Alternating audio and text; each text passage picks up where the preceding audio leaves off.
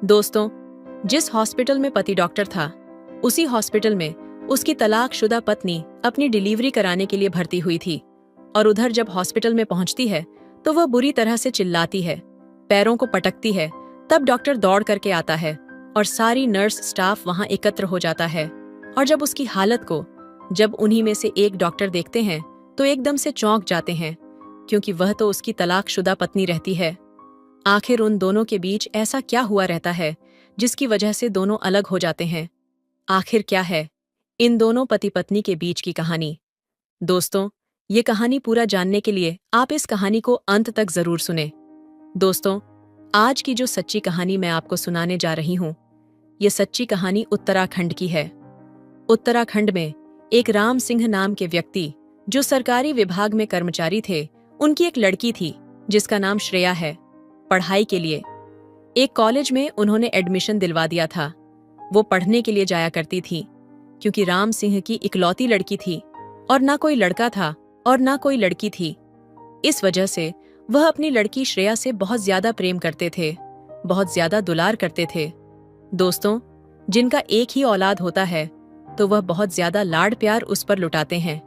अगर वह बच्चा गलत भी चलने लगे तब भी माँ बाप प्यार के खातिर उस बच्चे को ज्यादा नहीं डांटते। बस यही कारण है कि जिसकी एक संतान होती है वह अक्सर इंसान बिगड़ जाया करता है।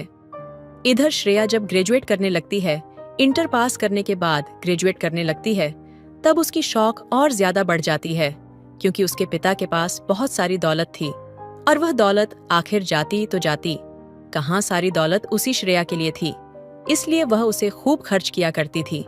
अच्छी गाड़ी में घूमना उसका शौक था, अच्छे दोस्तों के साथ रहना उसका शौक था, ऊंचे ऊंचे महंगे रेस्टोरेंट होटलों में खाना खाने का शौक था, अच्छी मोबाइल लाने का शौक था। यहाँ तक कि उसका जो जीवन था वह अपने आप को मॉडल टॉप में जीना पसंद करती थी। उसके पिता जो राम सिंह थे, वह अपनी लड़की से कभी कुछ नहीं कहते थे। जब लड़की ग्रेजुएट करती है तब उनके दिमाग में एक बात आती है कि हमारी लड़की अब जवान हो गई है, क्यों ना हम अपनी लड़की की शादी कर दें। ये विचार करके वह अपनी लड़की श्रेया से कहते हैं कि बेटा, अब तुम बड़ी हो गई हो, अब हम तुम्हारा विवाह करना चाहते हैं। श्रेया कहती है कि नहीं पिताजी, अभी मैं शादी नहीं करना चाहती, क्योंकि मैं तो आगे पढ़ना चाहती हूँ, कुछ बनना चाहती हूँ। प्रेम सिंह कहते हैं कि बेटी, पढ़ने के लिए मैं मना नहीं कर रहा हूँ, पढ़ाई आपने करते रहना, लेकिन जिस लड़के से मैं तुम्हारी शादी करूंगा उससे यह बात पहले कह दूंगा कि हमारी लड़की को घर पर मत रखना, इसकी पढ़ाई आगे कंटिन्यू करवाना, अच्छी तरह से इसकी पढ़ाई पूरी हो जाए। लड़की जब माँ बाप की बात सुनती है तो शादी के लिए राजी तो हो जाती है। और फिर श्रेया के जो पिता राम सिंह होते हैं, वह पड़ोस में एक कुलदीप होता है, वहां जाते हैं और एक पंकज नाम के लड़के के लिए श्रेया का रिश्ता तय कर देते हैं। पंकज के जो पिता होते हैं, जिनका नाम राम सिंह होता है, वह खेती किसानी का काम किया करते थे। वह कोई सरकारी कर्मचारी या अधिकारी नहीं थे, इसलिए वह अपनी जिंदगी मिडिल क्लास नॉर्मल काट रहे थे। कोई ज्यादा ऊंचा शौक नहीं था उनका। उनके बेटे का, उनका लड़का जो था, वह डॉक्टरी का कोर्स कर रहा था।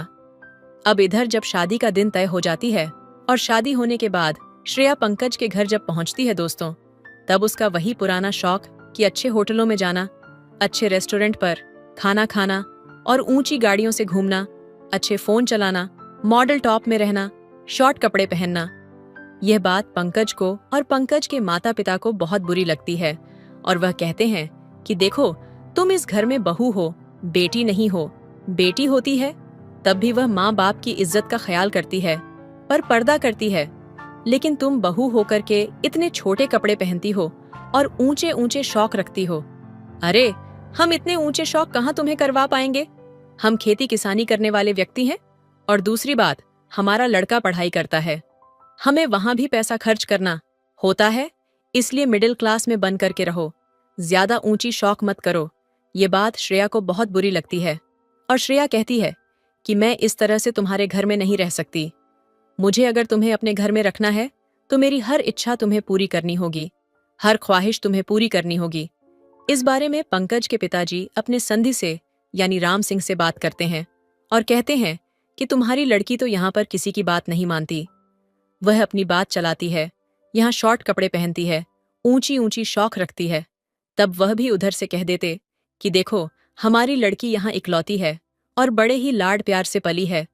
हमारी लड़की को किसी प्रकार का कोई दुख नहीं होना चाहिए, क्योंकि हमने बड़ी नाजों से अपनी लड़की को पाला है और उसकी जो भी शौक हैं, जो भी डिमांड है, वह तुम पूरी करो, इसीलिए मैंने उसका विवाह किया है।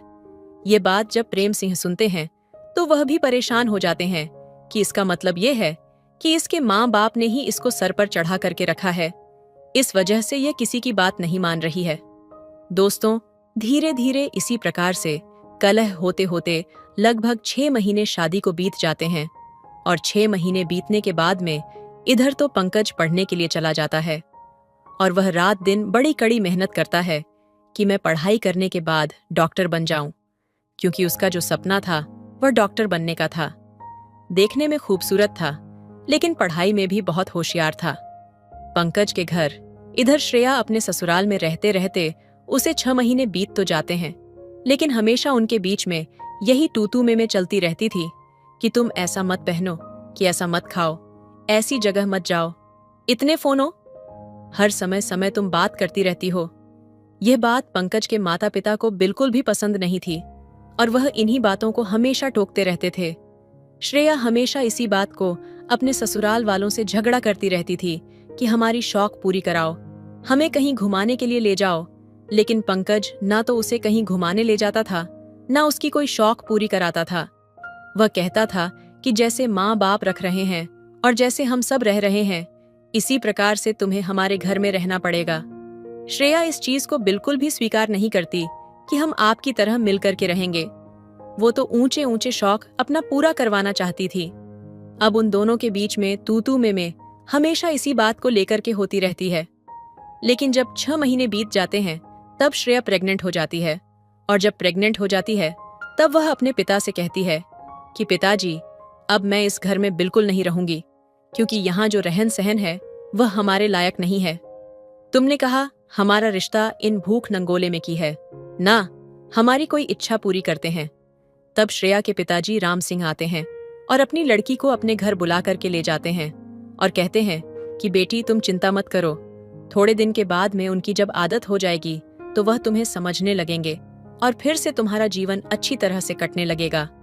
इस प्रकार से जब वह अपने मायके में रहने लगती है तब क्योंकि उसका जो शौक था और जो उसकी आदतें थीं, वह उन आदतों को भूली नहीं थी, इसी वजह से वह लड़कों के साथ बार बार घूमने के लिए जाया करती थी। वह यह भूल गई थी कि मैं एक शादीशुदा हूँ। लड़कों के साथ होटलों में जाती थी, रात को बिताती थी और ऊंची ऊंची रेस्टोरेंट में खाना खाती थी, गाड़ियों से घूमती थी। हर समय उसका घूमना ही शौक बन गया था।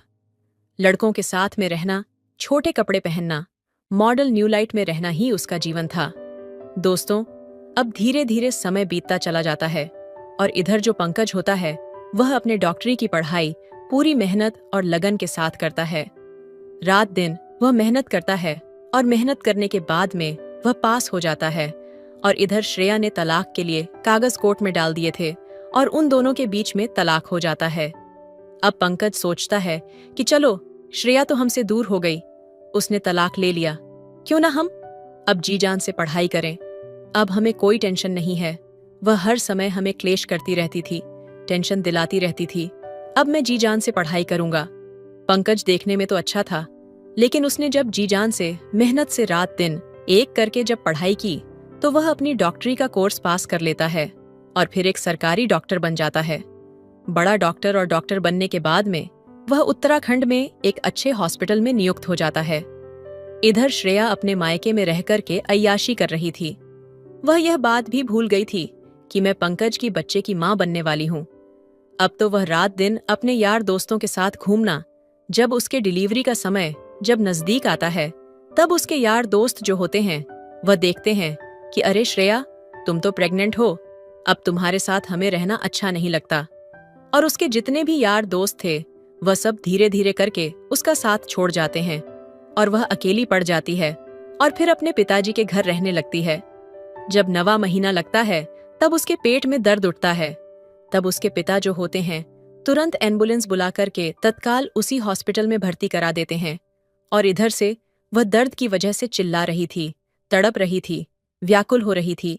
तभी सारा स्टाफ एकत्र हो जाता है और बड़े डॉक्टर को जब बुलाया जाता है, जो पंकज था, जब वह पंकज आकर के देखता है कि एक पेशेंट बहुत गंभीर हालत में आया हुआ है और बुरी तरह से चिल्ला रहा है, तड़प रहा है, बेचैन है, तब पंकज दौड़ करके आता है और देखता है कि उसी की पत्नी, जिसका नाम श्रेया था, वह बुरी तरह से चिल्ला रही है और सारा स्टाफ, नर्स वहां पर एकत्र है। तब उसे डिलीवरी बोर्ड में ले जाया जाता है डिलीवरी के लिए। तब जो लेडीज डॉक्टर होती हैं, वह कहती हैं कि डॉक्टर साहब, इस महिला के लिए खून की आवश्यकता है, इसे ब्लड चढ़ाया जाएगा, तभी इसकी डिलीवरी होगी। यह सुनकर के पंकज चौंक जाता है और पंकज के जो ससुर होते हैं, राम सिंह, श्रेया के पिताजी, वह भी चौंक जाते हैं कि अब ब्लड कहाँ से मिले। ब्लड बैंक पर जब जाते हैं तो उसके ग्रुप का कोई ब्लड वहां पर मौजूद नहीं था। अब वह बहुत ज्यादा टेंशन में पड़ जाते हैं। डॉक्टर कहते हैं कि 1 घंटे में इसे ब्लड नहीं मिला तो इसकी जान भी जा सकती है। दोस्तों, राम सिंह जो है घबरा जाता है, क्योंकि उनकी एक ही बेटी थी। अब इधर पंकज उस डॉक्टर से संपर्क करते हैं, कहता है कि मैडम, इसके ब्लड के लिए कोई व्यवस्था नहीं हो पा रही है, इसलिए तुम ऐसा करो, मेरा ब्लड निकाल करके इसे चढ़ा दो। महिला डॉक्टर जो डिलीवरी वार्ड में होती हैं, वह कहती हैं कि ठीक है, अगर आपकी इच्छा है और आप ब्लड देना चाहते हैं तो। दोस्तों, उसी समय तत्काल पंकज अपना एक बोतल ब्लड निकलवा आता है और उसे श्रेया को चढ़ा देता है। फिर उसकी अच्छी तरह से ट्रीटमेंट होता है और फिर डिलीवरी हो जाती है और फिर उसका एक लड़का पैदा हो जाता है। जब लड़का पैदा हो जाता है, पंकज तो वहां से ब्लड देने के बाद अपनी केबिन में चला जाता है और अपना काम करने लगता है। शाम को छुट्टी होती है और वह अपने घर चला जाता है। इधर जब श्रेया को होश आता है, तब वह देखती है कि उसको एक लड़का पैदा हुआ है और वह बहुत सुंदर है, बिल्कुल पंकज की तरह देखने में है। तब जो महिला डॉक्टर होती हैं, श्रेया उसको बधाई देती हैं कि धन्यवाद मैडम, बड़ा एहसान है आपका, जो आपने हमें बचा लिया और हमारे बच्चे को सुरक्षित दुनिया में लाया। दोस्तों, तब वह महिला डॉक्टर कहती हैं कि धन्यवाद हमारा मत कहिए, धन्यवाद तो उन डॉक्टर का कहिए जिन्होंने जब कहीं आपको ब्लड चढ़ाने को नहीं मिला तो उन्होंने एक बोतल आपको ब्लड देकर के आपकी जान बचाई है। अगर ब्लड टाइम पर नहीं मिलता तो आपकी जान भी जा सकती थी। दोस्तों, फिर वह श्रेया कहती है कि वह कौन डॉक्टर है, मुझे मिलवा दीजिए। तब पंकज को बुलाया जाता है और पंकज को देख करके श्रेया की नजर जब पंकज पर पड़ती है, क्योंकि वह उस हॉस्पिटल के जेंट्स बड़े डॉक्टर थे, तब श्रेया की आंखें खुली की खुली रह जाती हैं और एकदम से चौंक जाती है। तन पर पसीना आ जाता है और बड़ी शर्मिंदा होती है। कहती है कि यह तो मेरे तलाकशुदा पति है, इन्होंने मेरी जान बचाई और मैं इनके साथ कैसा व्यवहार करती रही।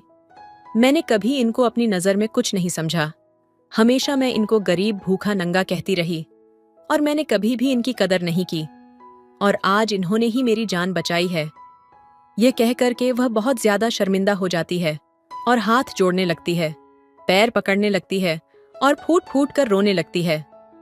तब पंकज कहता है कि देखो, पैर पकड़ने की कोई जरूरत नहीं है, तुम्हें जैसे संस्कार मिले थे उन्हीं संस्कारों के अनुसार तुम चली थी, तुम्हारा इसमें कोई दोष नहीं है। संस्कार बच्चे के अंदर माँ बाप के दिए होते हैं, अगर तुम्हारे माँ बाप तुम्हें उत्तम संस्कार देते तो तुम हमारे साथ ऐसा व्यवहार नहीं करती। कोई बात नहीं, तुमने जो किया सो किया, लेकिन अब बच्चा सुरक्षित पैदा हो चुका है और तुम भी स्वस्थ हो, बिल्कुल तुम्हें चिंता करने की कोई जरूरत नहीं है और कुछ दिन तुम्हारा ट्रीटमेंट चलेगा, तुम बिल्कुल स्वस्थ हो जाओगी। दोस्तों, ये बात सुनकर के वह फिर से रोने लगती है श्रेया और कहती है कि अब मैं इस बच्चे को लेकर के कहाँ जाऊंगी, अब मेरा कोई ठिकाना नहीं है, मुझे माफ कर दीजिए और मुझे अपने घर लेकर के चलिए।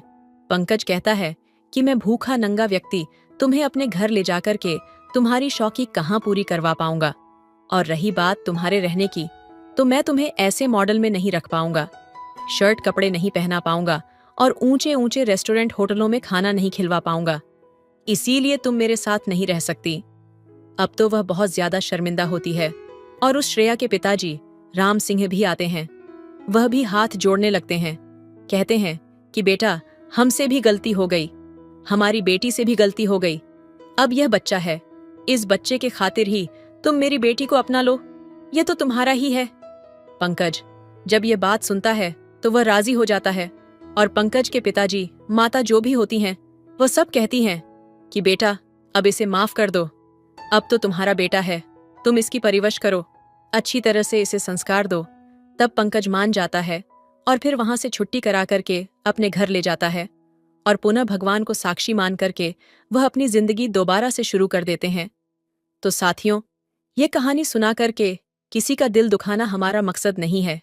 इस कहानी से केवल यह सीख मिलती है कि जो महिलाएं पैसे के घमंड में आकर के अपने पति को कुछ नहीं समझती और हमेशा नई शौक पूरा करवाने के लिए अपने पति को जलील करती हैं, बेइज्जत करती हैं और उन्हें परेशान करती हैं, उन महिलाओं के लिए कहानी बहुत बड़ी सीख है। क्योंकि पति की जितनी आय होती है, पत्नियों को उतनी ही इच्छा रखनी चाहिए और अपने पति से उतनी ही डिमांड करनी चाहिए। कभी भी अपने पति को ठुकराना नहीं चाहिए। कहते हैं कि समाज में मौज मस्ती करने वाले, टाइम पास करने वाले तो लाखों मिल जाएंगे, लेकिन जिंदगी में बुरी परिस्थिति में, बुरे समय में साथ देने वाला तो केवल पति ही होता है, जो मरते दम तक साथ देता है। इसलिए अपने जीवन को अच्छा बिताने के लिए दोनों लोग पति पत्नी साथ में रहे और आनंद से अपने जीवन को काटे। और ये कहानी अगर आपको अच्छी लगी हो तो कहानी को लाइक करें और नए हैं तो दोस्तों चैनल को भी सब्सक्राइब जरूर कीजिए। रात के करीब 12 बजे मुझे नींद से जागकर वॉशरूम जाने की जरूरत महसूस हुई। मैं चुपचाप उठा और वॉशरूम की तरफ चला गया। थोड़ी देर बाद जब मैं वापस आया तो मैंने देखा कि भाभी बेड पर सोई हुई थी, लेकिन उनकी पीठ मेरी तरफ थी। कमरे में हल्की सी रोशनी थी जिससे मुझे भाभी की सिल्क की नाइटी की चमक दिखाई दे रही थी।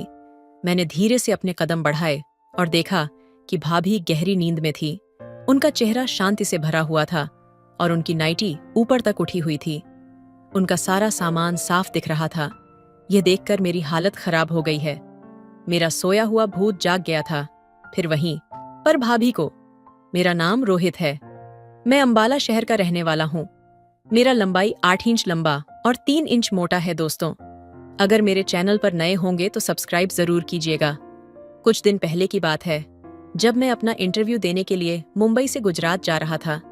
ट्रेन में बैठा तो मेरे सामने वाली सीट पर एक भाभी बैठी थी। वह बेहद सुंदर और आकर्षक लग रही थी। उनका चेहरा एक अलग ही चमक लिए हुए था और उनके लंबे बाल उन्हें और भी खूबसूरत बना रहे थे।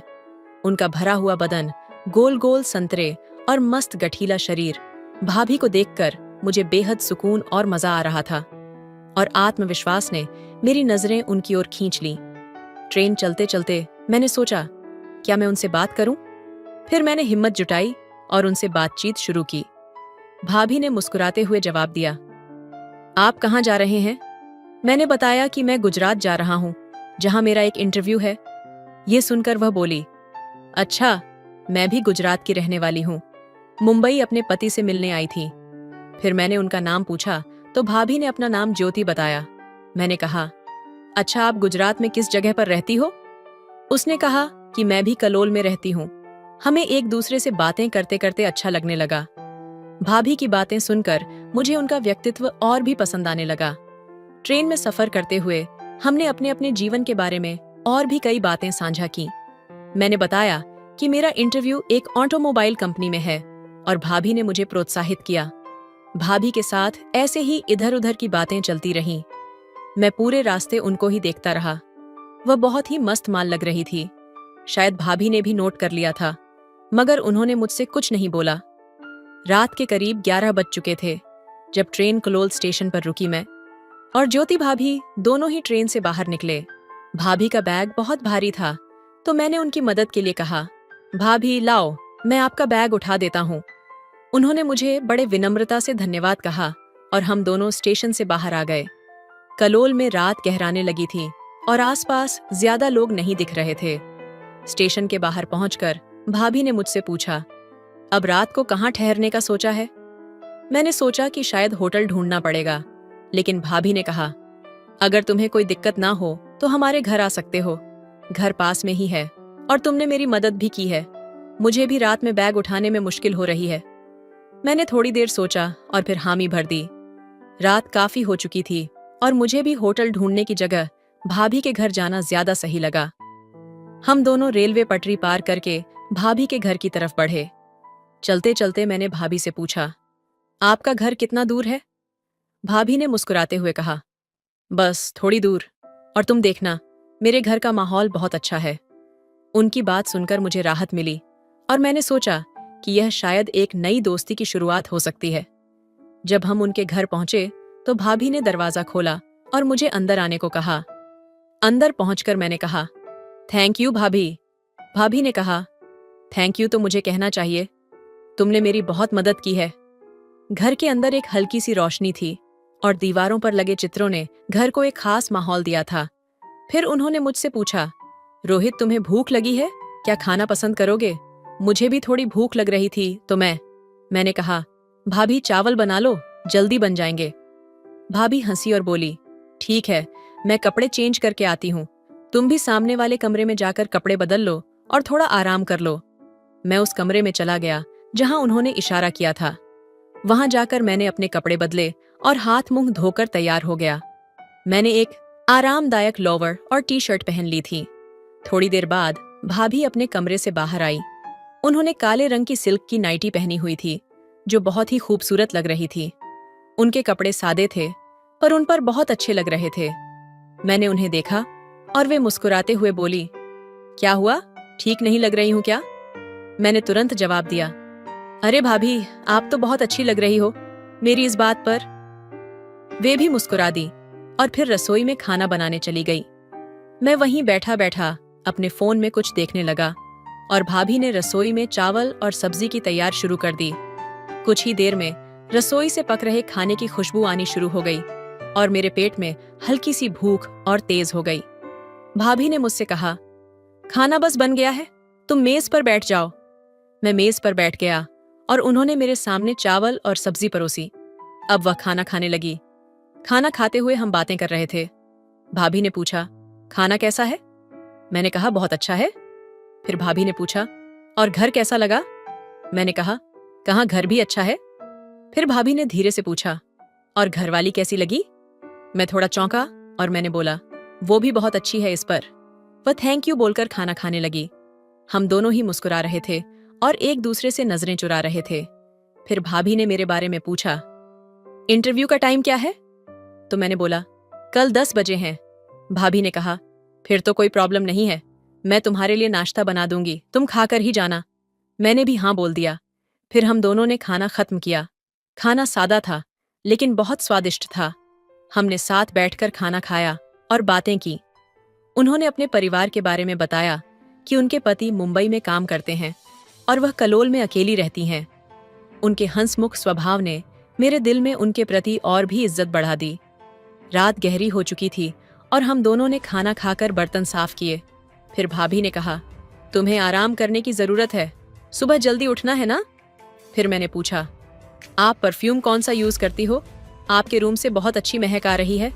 इस पर वह हंसकर बोली, सब लेडीज परफ्यूम है, तुम्हारे मतलब के नहीं है। रात के अंधेरे में जब सब कुछ चुप था, मैं भाभी के कमरे में लेटा हुआ था।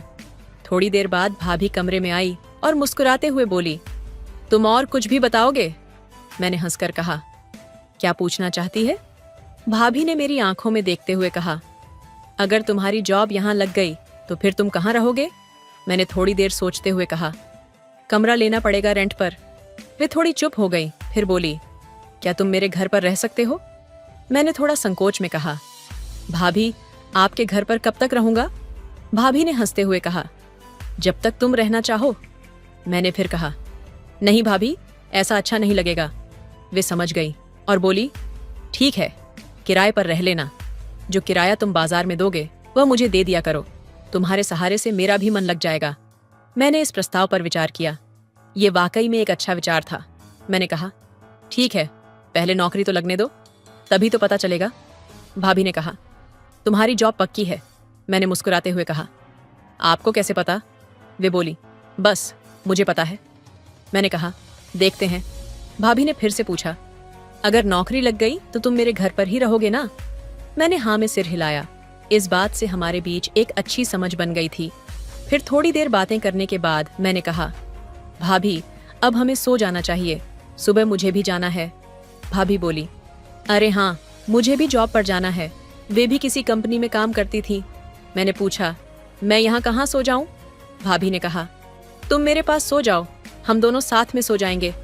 मैंने थोड़ी हिचकिचाहट दिखाई और कहा, नहीं, मुझे दूसरे कमरे में सोना है। भाभी ने फिर कहा, दूसरे कमरे में सफाई नहीं है, तुम यहीं पर मेरे कमरे में ही सो जाओ। अंततः मैंने उनकी बात मान ली। मैंने उनसे बिस्तर मांगा और नीचे डालकर सो गया। भाभी ने कहा, यह मेरे बेड पर मेरे साथ ही सो जाओ। मैंने मना कर दिया, लेकिन भाभी ने ज्यादा कुछ नहीं कहा। वे मुझे कंधा देकर बेड पर लेट गई और मैंने नीचे लेटने का फैसला किया। धीरे धीरे कमरे का माहौल शांत हो गया। रात के सुकून भरे माहौल में मुझे लगा कि यह अनजानी मुलाकात हमारे लिए नए अध्याय की शुरुआत हो सकती है। अब रात के करीब 12 बजे मैं उठा और वॉशरूम चला गया। जब वापस आया तो देखा भाभी मेरी तरफ पीठ करके लेटी हुई थी और उनकी नाइटी ऊपर तक उठी हुई थी। उनका सारा सामान साफ दिख रहा था। यह देखकर मेरी हालत खराब हो गई है। मेरा सोया हुआ नींद जाग गया था, लेकिन मैं कंट्रोल करके सो गया। सुबह भाभी ने 7 बजे उठा दिया और बोली, उठो और अभी चाय पी लो। मैंने मना करते हुए कहा, भाभी मैं चाय नहीं पीता। इस पर भाभी बोली, कोई बात नहीं, थोड़ी सी पी लो, मैंने तुम्हारे लिए बहुत प्यार से बनाई है। मैंने भाभी की तरफ देखा तो उनकी आंखों में कुछ अलग ही चमक थी और बात करने का तरीका भी बदल चुका था। अब हर बात डबल मीनिंग में कर रही थी, लेकिन मैं अनजान बने हुए सब कुछ इग्नोर कर रहा था। फिर मैं तैयार होकर जाने लगा तो भाभी बोली, इंटरव्यू के बाद मुझसे मिलकर जाना। और जॉब का क्या हुआ? मुझे बताकर जाना कि इंटरव्यू में तुम्हारा जॉब का क्या हुआ। मैं ओके बोलते हुए निकल गया। मैं एक ऑटो पकड़कर इंटरव्यू देने पहुंच गया। जब मैं दिन में 3 बजे वापस आया तो भाभी का घर लॉक था। मेरे कपड़े अभी भी अंदर ही थे और मैं भाभी का फोन नंबर लेना भी भूल गया था। मैंने भाभी के आने का वेट किया। शाम को 5 बजे भाभी आई। वह जीन्स टॉप में मस्त पटाखा माल लग रही थी। आते ही भाभी बोली, ओह सॉरी यार, मैं तुम्हें तो भूल ही गई थी कि तुम मेरा इंतजार कर रहे होगे। उन्होंने जल्दी से गेट खोला और अंदर आने को बोलने लगी। फिर भाभी बोली, तुम थोड़ा रुको, मैं कपड़े चेंज करके अभी आती हूँ। आज भाभी लोवर और एक ढीली सी टी शर्ट पहनकर बाहर आई। भाभी बोली, हाँ अब बताओ क्या हुआ? मैंने कहा कि मुझको घर जाना है। इस पर भाभी थोड़ा उदास हो गई और बोली, क्या हुआ? इंटरव्यू सही नहीं हुआ? क्या जॉब नहीं लगी? ऐसा कैसे हो सकता है? तुमको मना कैसे कर सकते हैं? वह लोग ऐसा लग रहा था कि मानो जैसे उनको इस बात का बहुत दुख हुआ हो। मैंने भाभी से कहा कि ऐसी कोई बात नहीं है, मेरी जॉब लग गई है और मुझको 3 दिन बाद ज्वाइन करना है। इस पर भाभी खुश होकर पूछने लगी कि फिर घर क्यों जा रहे हो? उनके पूछने से साफ पता चल रहा था कि जैसे भाभी को मेरा जाना अच्छा नहीं लग रहा था। मैंने कहा, मेरे पास इतने कपड़े नहीं हैं, मैं अपने घर वालों से मिलकर आऊंगा और अपने कपड़े भी ले आऊंगा और कुछ जरूरी सामान भी लाना है। इस पर भाभी ने एक आशा भरी निगाहों से पूछा, वापस तो आओगे ना? उनकी आंखों से साफ लग रहा था कि जैसे मेरे बिना भाभी का मन ही नहीं लग रहा हो। मैंने भाभी से कहा, भाभी मैं जरूर आऊंगा। फिर भाभी थोड़ा खुश हो गई और बोली, जाओगे कब? ट्रेन कब की है? मैंने बोला कि कल मॉर्निंग की है, नाइट की ट्रेन में कोई सीट नहीं है। इस पर भाभी बहुत ज्यादा खुश हो गई और बोली, ओके तो फिर आज तुम्हारे लिए रूम की सफाई करते हैं और शाम को पार्टी करते हैं। मैंने बोला, पार्टी किस लिए? भाभी बोली, अरे तुम्हारी जॉब लग गई है इसलिए पार्टी करते हैं, चलो पार्टी दो। मैंने उनसे कहा, मगर मेरे पास इतने पैसे नहीं हैं। इस पर भाभी बोली, कोई बात नहीं, पार्टी मैं दे दूंगी, जब तुम्हारी सैलरी आ जाए तो वापस कर देना। फिर हम दोनों ने खाना खाया और रूम की सफाई करने में लग गए। सफाई करते करते देर हो गई थी। भाभी ने पूछा, खाना घर पर खाओगे या बाहर? मैंने कहा, घर पर ही खाएंगे। फिर भाभी ने पूछा, और पीना कहाँ है? इस पर मैं थोड़ा चौंकते हुए बोला, क्या मतलब? भाभी बोली, ड्रिंक नहीं करते हो क्या? मैंने बोला, करता हूँ, मगर इससे पहले मैं कुछ और बोलता। तब तक भाभी बोली, बस तो फाइनल हो गया, तुम बाहर से बोतल ले आना, तब तक मैं कुछ खाने के लिए बनाती हूँ। उन्होंने मुझको 500 दिए और बोली, एक रेड लेवल की बोतल और कुछ फ्रूट्स और कुछ ड्राई फ्रूट्स ले आना, और हाँ एक सिगरेट का पैकेट भी ले आना। मैं उनसे पैसे लेकर दुकान पर बोतल लेने पहुंचा तो देखा 970 की एक बोतल मिल रही थी। सच में मैं तो कभी ब्लेंडर पैर प्राइड के ऊपर ही नहीं गया था। खैर मैंने एक बोतल ले ली है और कुछ फ्रूट और ड्राई फ्रूट लेकर घर आ गया। तब तक भाभी ने खाना तैयार कर दिया था। आलू गोभी की सब्जी और पूरी बन चुकी थी। भाभी ने मुझे आया देखकर कहा, तुम अपने कपड़े चेंज कर लो, ये कपड़े गंदे हो गए हैं, जल्दी से नहाकर फ्रेश हो जाओ। तब तक मैं भी नहाकर फ्रेश हो जाती हूँ। फिर मैंने कहा, मगर मेरे पास तो दूसरे कपड़े नहीं हैं। भाभी ने मुझे एक लोवर और एक टी शर्ट लाकर दी और बोली, ये पहन लो। मैं भी उनके दिए कपड़ों को लेकर अपने रूम में आ गया और नहाकर कपड़े पहन लिए। जब मैं भाभी के रूम में पहुंचा तो भाभी अभी भी नहा रही थी। मैंने आवाज दी तो बोली, तुम सामान लाओगे, तब तक मैं आती हूँ। उन्होंने मुझको गिलास पानी की बोतल बताई और प्लेट वगैरह के बारे में बताया कि किचन में सब रख दिया है। मैंने सब कुछ सेट कर दिया है, ड्राई फ्रूट काट दिए और ड्राई फ्रूट प्लेट में सजा दिए, दोनों गिलासों में पैक बनाकर रख दिया। मैं ड्राइंग रूम में बैठा था और टेबल पर सब सामान तैयार था। जैसे ही भाभी अंदर कमरे में आई, मैं उनको देखता ही रह गया। भाभी ने एक छोटा सा निक्कर पहना हुआ था। भाभी ने और एक छोटी सी बनियान पहनी हुई थी, जिसमें से भाभी का सिर्फ नीचे का सामान और वो दोनों छिप रहे थे। बाकी सब कुछ साफ दिख रहा था। मैं भाभी के दोनों गोलगप्पे को ही देखे जा रहा था और यह बात भाभी ने भली भांति समझ ली थी। उन्होंने तोतलाकर पूछा, क्या देख रहे हो? मैं उनके गोलगप्पे से नजर हटाते हुए बोला, कुछ नहीं, बस आपकी खूबसूरती देख रहा था। वह हंसने लगी और मैं पानी की बोतल उठाकर गिलास में पानी डालने लगा। भाभी मेरे पास ही मेरे बगल में बैठ गई। उनके बदन से बहुत अच्छी खुशबू आ रही थी। उनके परफ्यूम की महक मदहोश कर देने वाली थी। फिर हम दोनों ने एक पैक लिया और चेज बोलकर लेने लगे। तभी भाभी बोली, मैं तुम्हें कैसी लग रही हूं? मैंने कहा, सच में भाभी, आप बहुत अच्छी लग रही हो। भाभी बोली, बहुत अच्छी लग रही हूं या कुछ और भी लग रही हूं? इसमें कुछ नहीं बोला और पैक को एक झटके में खाली कर दिया। अब दूसरा पैक बनाने के लिए मैंने बोतल उठा ली। भाभी ने कहा, अरे इतनी जल्दी क्या है, रुको भी, इस बार पैक मैं बनाती हूँ। ये कहकर भाभी ने अपना पैक नीचे रखा और हाथ से बोतल लेकर दूसरा पैक बना दिया। फिर पैक खत्म करके भाभी ने सिगरेट की डिब्बी उठाई और एक सिगरेट निकाली और लगा ली। भाभी टांग खींचते हुए बोली, जानू एक बात पूछूं? मैंने कहा, भाभी पूछो ना। भाभी ने कहा, सच बताओगे या झूठ? मैंने कहा, सच बताऊंगा। भाभी ने कहा, तुम्हारी कितनी गर्लफ्रेंड है? ये सुनकर मैं भाभी की तरफ देखने लगा। भाभी ने मेरी तरफ आंख दबाते हुए कहा, बताओ ना। मैंने कहा, भाभी बस एक ही है। भाभी ने कहा, तुमने उसके साथ कभी संबंध बनाए हैं या नहीं? मैंने कहा, हाँ। भाभी ने कहा, कितनी बार? मैंने कहा, बस 2 बार। ये कहते हुए उन्होंने सिगरेट को मेरी तरफ बढ़ा दिया। मैंने सिगरेट ली और भाभी की तरफ देखने लगा। अब भाभी मुझको बहुत ज्यादा जोश में लग रही थी। बस मन कर रहा था कि इस हॉट इंडियन भाभी को यहीं पर पटक कर बस इसके साथ अभी वो सब कुछ करूं। भाभी ने झुककर अपने गोलगप्पे दिखाए और पूछा कि क्या देख रहे हो, कुछ सोच रहे हो? मैं चुप रहा। भाभी ने कहा, बताओ ना जानू, क्या सोच रहे हो? मैंने कहा, कुछ नहीं भाभी। भाभी ने कहा, बताओ ना प्लीज, तुमको मेरी कसम क्या सोच रहे हो, बताओ। मैंने कहा, भाभी आप ना बहुत खूबसूरत लग रही हो।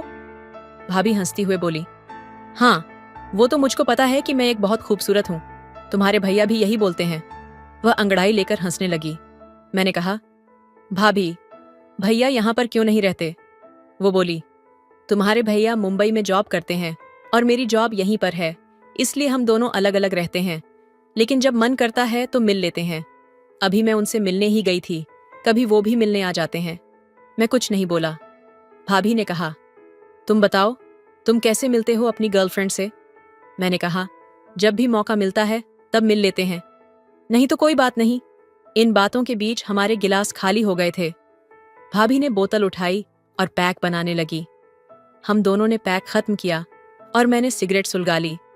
तब मैंने महसूस किया कि भाभी का हाथ मेरी जांघ पर घूम रहा था। मैंने भाभी की तरफ देखा तो भाभी मुस्कुरा रही थी। फिर भाभी ने मेरे हाथ की सिगरेट ले ली और टच मारकर मेरे मुंह पर मारती हुई बोली, मुझको तुम बहुत अच्छे लगने लगे हो। मैंने कहा, भाभी अब तो आप भी मुझको बहुत अच्छी लगने लगी हो, पर क्या करूं, आपकी शादी हो गई है, नहीं तो मैं अभी के अभी आपसे शादी कर लेता। यह कहकर मैं हंसने लगा। भाभी ने कहा, कोई बात नहीं देवर जी, मैं भी तुमसे शादी नहीं कर सकती, पर तुम मेरे साथ कुछ भी कर सकते हो। इस पर मैं सोचने लगा और बोला, कुछ भी? भाभी बोली, हाँ कुछ भी, जो तुम्हारा मन करे। मैंने फिर से कहा, देख लेना, मैं कुछ भी कर सकता हूं। भाभी बोली।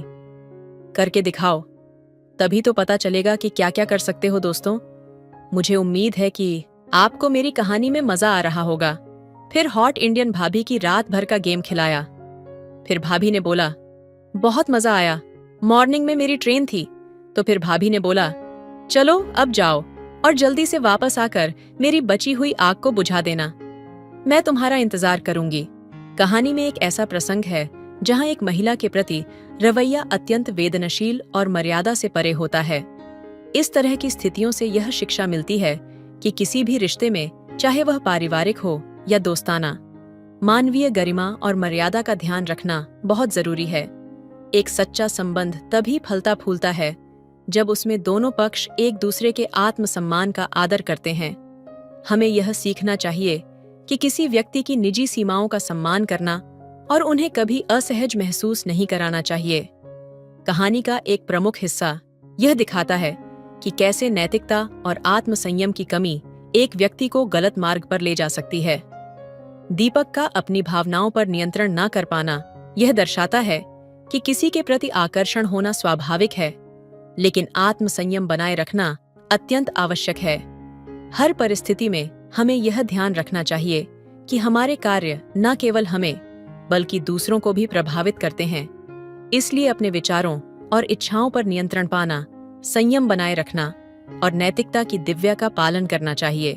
कहानी से यह भी सीखने को मिलता है कि रिश्तों में भरोसा और सम्मान का महत्व क्या होता है।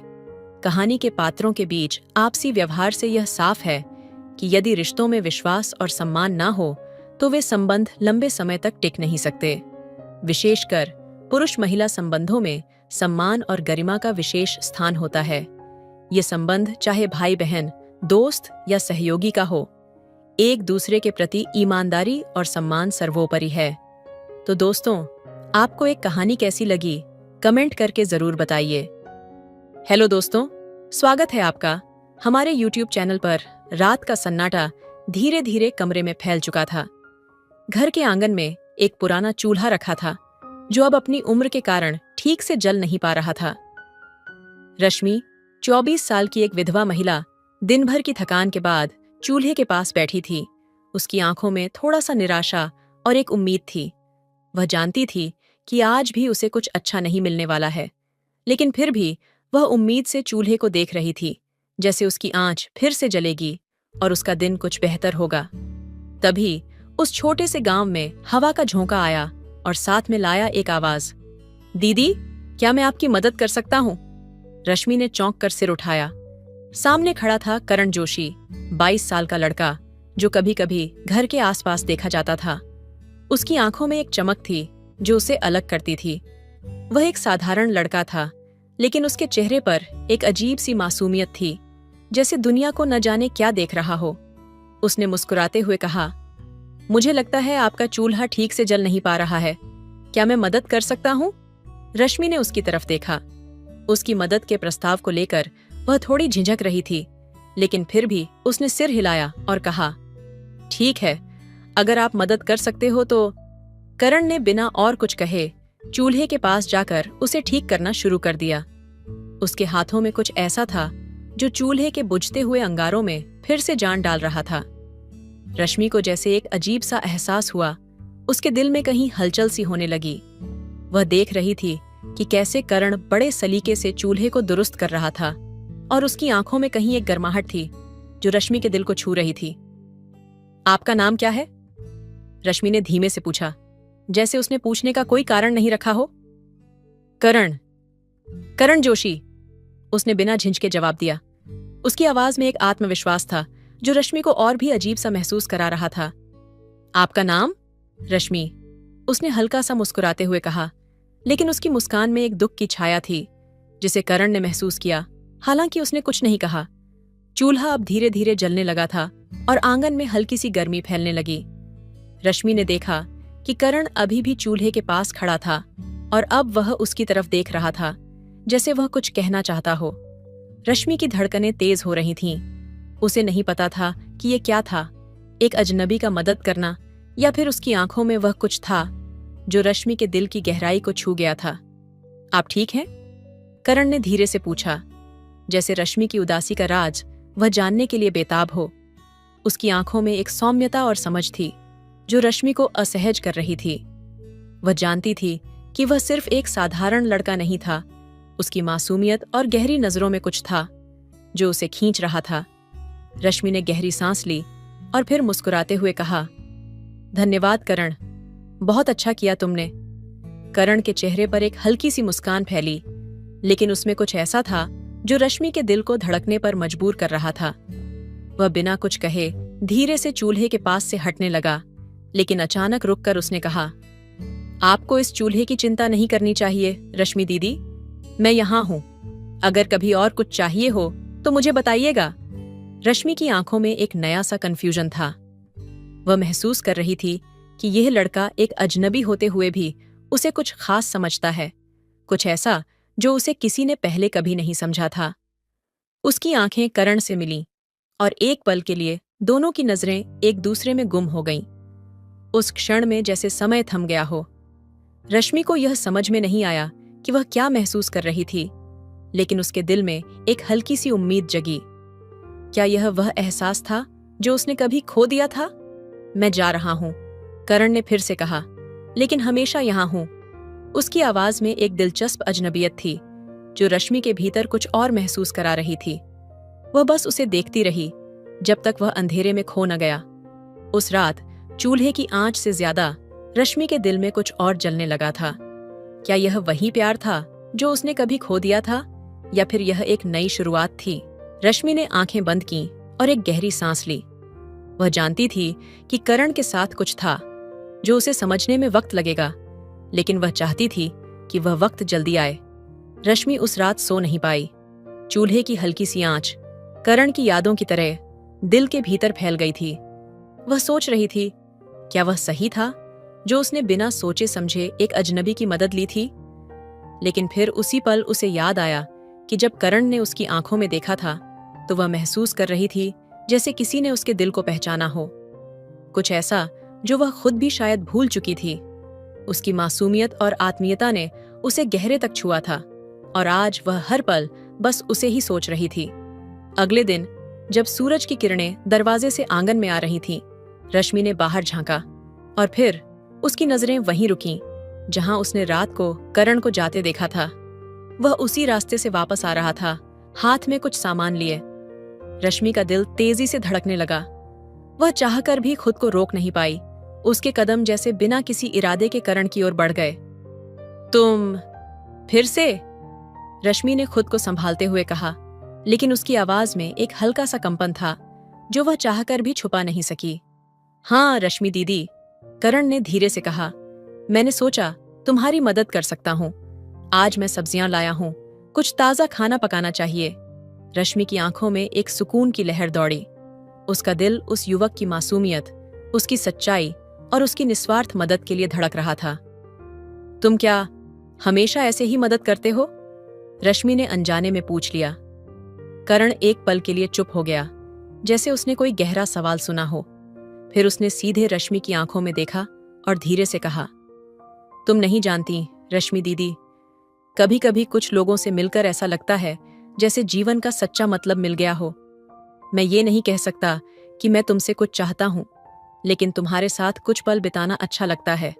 तुम जैसी दिल से मजबूत महिला को देखना, तुम्हारे साथ कुछ वक्त बिताना, ये मुझे कुछ खास लगता है। रश्मि का दिल इस शब्दों से जैसे हिल गया था। उसकी आंखों में आंसू थे, लेकिन उसने उन्हें रोका। उसने कभी सोचा नहीं था कि कोई उसे इस तरह महसूस कराएगा। वह अब समझ रही थी कि करण का दिल कितना अच्छा है और शायद वह खुद भी उसे अपनी जिंदगी का हिस्सा बनाना चाहती थी, लेकिन डर उसे हर पल पीछे खींचता था। करण, रश्मि ने धीमे से कहा, क्या तुम कभी यह सोचते हो कि क्या हमारा एक साथ जीने का कोई रास्ता हो सकता है? उसकी आवाज में एक अनकहा डर था, लेकिन साथ ही एक उम्मीद भी। यह उम्मीद कि शायद इस अजनबी से कुछ ऐसा जुड़ाव हो जो उसके अंदर सालों से दबी हुई थी। करण उसकी तरफ एक कदम और बढ़ा। उसकी आंखों में गहरी संवेदना और प्रेम की लहर थी। रश्मि दीदी, उसने कहा, मैं कभी नहीं कह सकता कि जीवन में सब कुछ सही हो, लेकिन अगर तुम चाहो तो मैं तुम्हारे साथ हर कदम पर खड़ा रहूंगा। अगर तुम चाहो तो हम दोनों साथ जी सकते हैं, एक दूसरे के लिए। क्या तुम मेरे साथ अपना जीवन जीने का सपना देख सकती हो?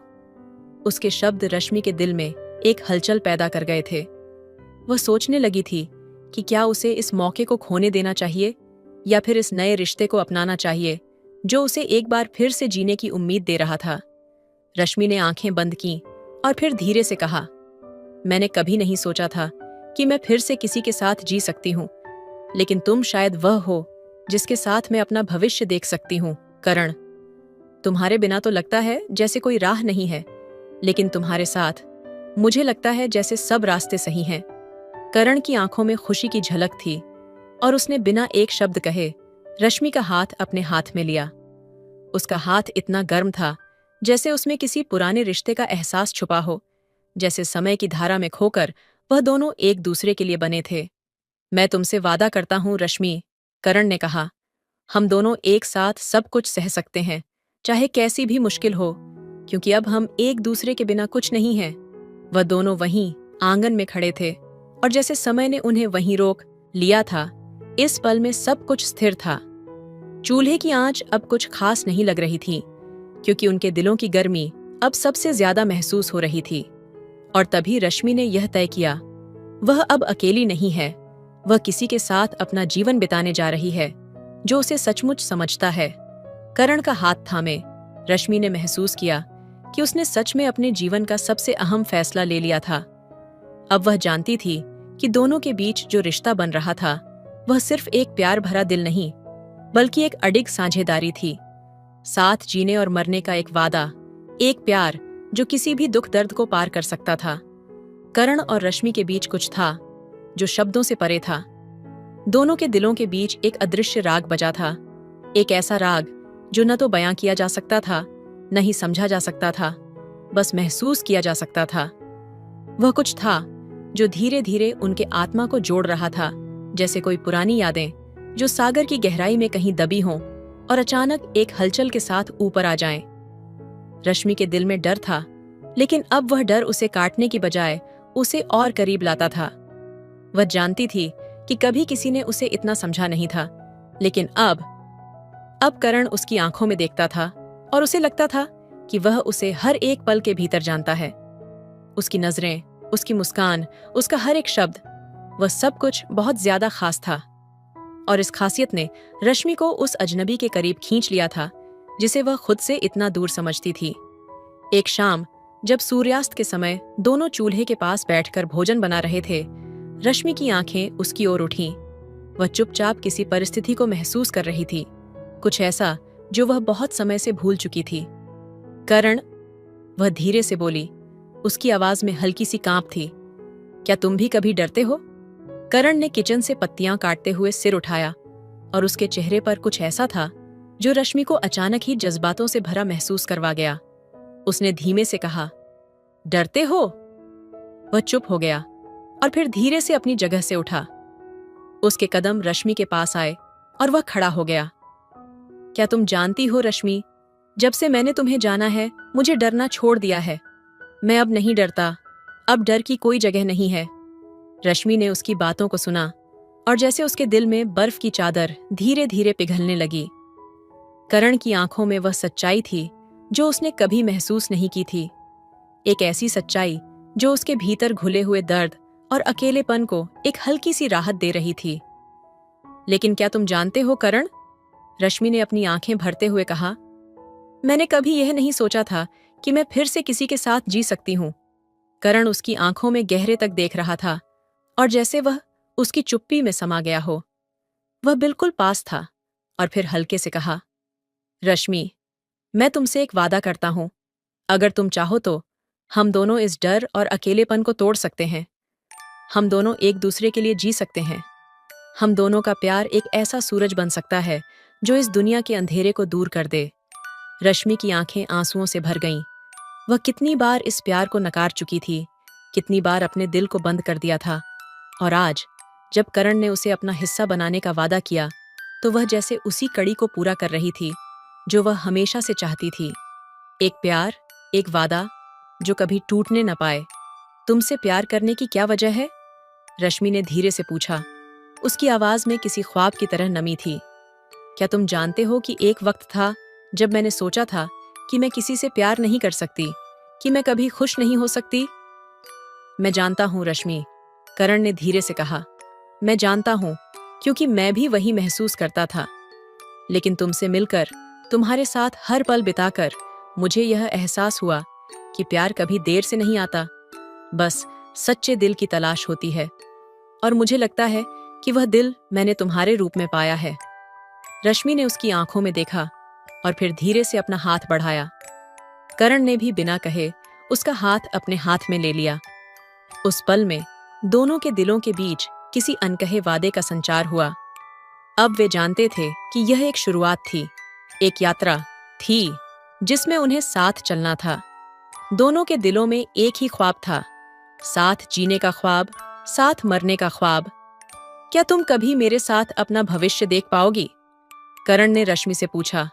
उसकी आवाज में थोड़ी असमंजस थी, लेकिन आंखों में एक गहरी चाहत थी। क्या तुम जानती हो कि मैं तुम्हारे बिना कुछ भी नहीं हूं? रश्मि ने अपनी आंखें बंद की और फिर धीरे से बोला। तुमसे दूर जाने का ख्याल भी मुझे डराता है करण। तुम्हारी आंखों में जो प्यार है, वह मुझे जीने का हौसला देता है। तुम्हारे बिना तो मैं कुछ भी नहीं हूं। फिर वह दोनों एक दूसरे के पास और पास आ गए। करण ने रश्मि के चेहरे पर हल्के से अपना हाथ रखा और उसकी आंखों में देखता हुआ कहा, हम दोनों अब एक हैं रश्मि। तुम मेरे साथ हो और मैं तुम्हारे साथ हूं। हम दोनों के दिल अब एक ही धड़कन में धड़कते हैं और हमारा प्यार इस जीवन से कहीं गहरा है। रश्मि ने अपनी आंखें खोलीं और बिना एक शब्द कहे उसने करण को अपनी बाहों में कसकर जकड़ लिया। यह पल, यह वादा, यह मिलन, सब कुछ एक ऐसा एहसास था जैसे समय और स्पेस दोनों रुक गए हों। उनके बीच कुछ था जिसे वह दोनों जानने लगे थे। यह कोई साधारण प्यार नहीं था, यह एक ऐसी आत्मीयता थी जो समय की कसौटी पर खरी उतरी थी। और तब जैसे चूल्हे की आंच ने फिर से गर्मी दी थी, वैसे ही दोनों के दिलों में एक दूसरे के लिए नई उम्मीद और प्यार का आग जल गया था। यह आग हमेशा जलती रहेगी, कभी बुझने नहीं पाएगी। दोस्तों, यह कहानी कैसी लगी हमें कमेंट में जरूर बताइए